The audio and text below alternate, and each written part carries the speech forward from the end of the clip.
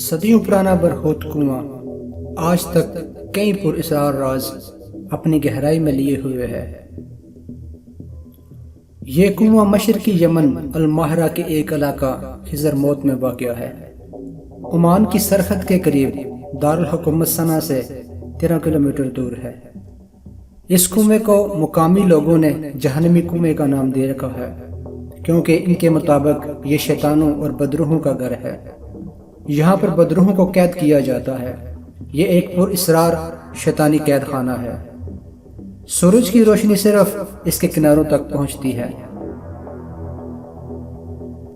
اس کنویں کی چوڑائی 30 فٹ اور گہرائی یمنی حکام کے مطابق 370 فٹ ہے، لیکن یہ ایک محتاط اندازہ ہے کیونکہ اس کی گہرائی کا کسی کو علم نہیں۔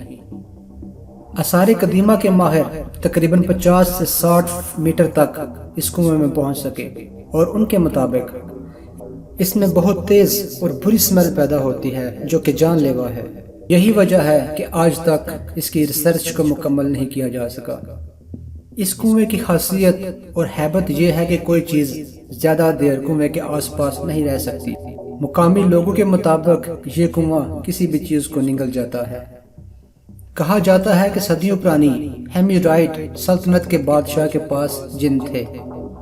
اس بادشاہ نے ایک جن کی مدد سے یہ کنواں کھدوایا تاکہ اپنی سلطنت کا خزانہ اس میں رکھ سکے۔ جب بادشاہ مر گیا تو جن اس کنویں میں مقیم ہو گیا، اسی وجہ سے اس کو برہوت ویلی کہا جاتا ہے۔ پرانی ہیدمیری زبان کے مطابق برہوت کا مطلب جنوں کی زمین یا جنوں کا شہر ہے۔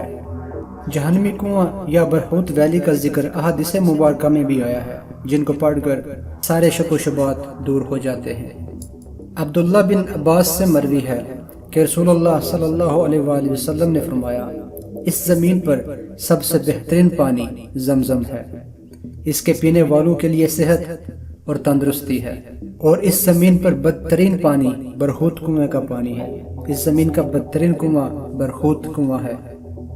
علی بن ابی طالب رضی اللہ تعالیٰ عنہ نے فرمایا کہ اللہ کے نزدیک سب سے بری جگہ برہوت ویلی ہے، جو کہ حضرموت میں واقع ہے، اور صدیاں گزر جانے کے باوجود اس کنویں سے پانی کے گزرنے کی آواز یکدم سے پیدا ہوتی ہے اور اچانک غائب ہو جاتی ہے۔